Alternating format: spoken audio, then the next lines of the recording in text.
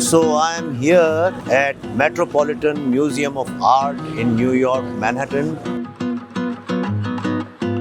Action!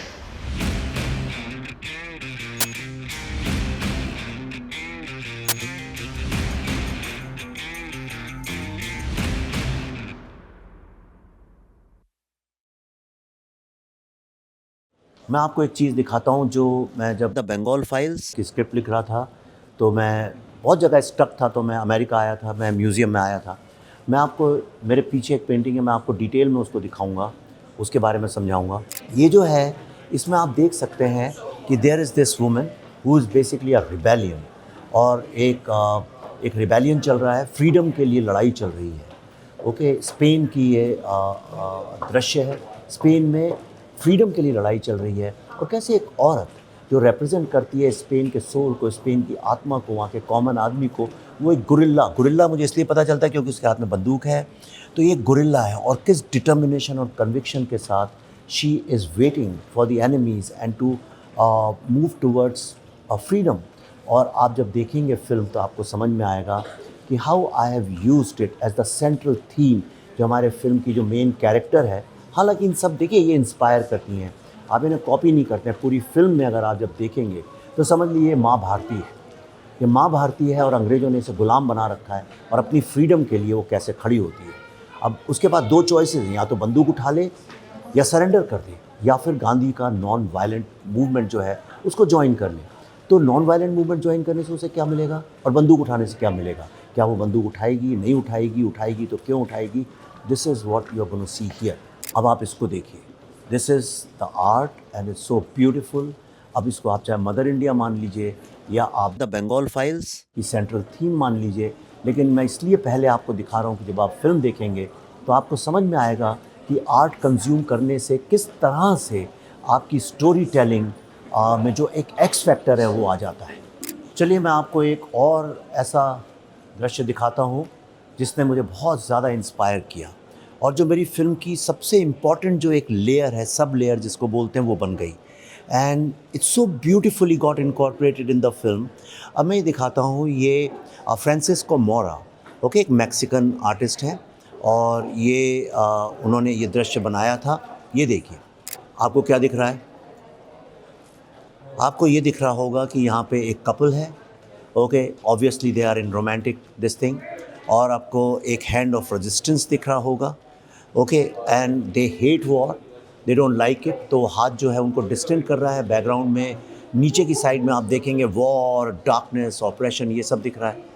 और ऊपर आपको एक बच्चा दिखेगा जो जन्म ले रहा है, और उसके चारों तरफ आपको एक जिसको कहते हैं एक नया उदय, एक नया सूरज, एक नया दिन, मतलब फ्रीडम। और ये फिल्म बेसिकली एक सोशल जस्टिस के बारे में है।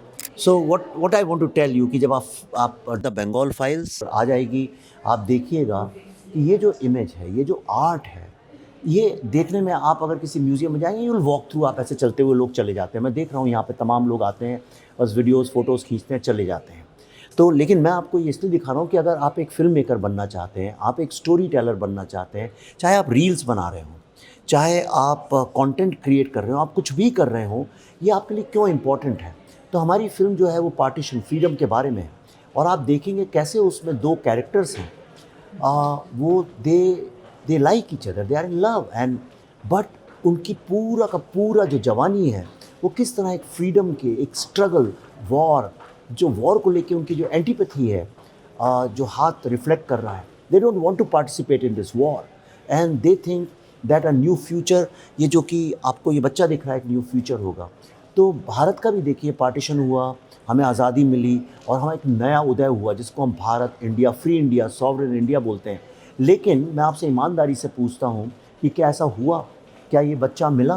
क्या इसके चारों तरफ एक नया सवेरा निकला? इसके तमाम इंटरप्रिटेशंस हो सकते हैं, इसलिए मैंने ये फिल्म बनाई है। So what I am trying to do here, मैं जो आपके साथ करने की कोशिश कर रहा हूँ वो बड़ी एक सिंपल सी बात ये है। एक second, let me come to a private place. तो देखिए, मैं यहाँ क्या करने की कोशिश कर रहा हूँ?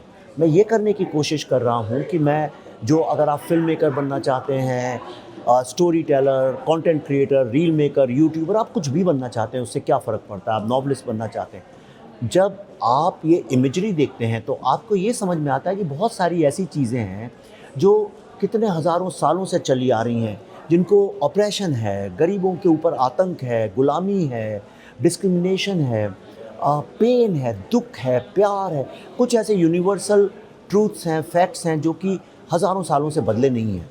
और आर्ट ने उनको दुनिया के सामने लाने का, जब सबकी आवाज़ बंद कर दी गई, उस वक्त में लोगों के सामने लाने का, आतंक से मुक्ति दिलाने के लिए एक रिबेलियन का काम किया।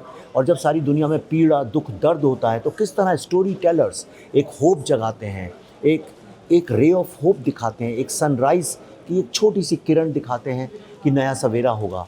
और उसी होप के कारण लोग ज़िंदा रहते हैं। और यही सारी दुनिया की स्टोरी टेलिंग का आप देखिए तो आत्मा है, जिस्ट है, यही मीनिंग है।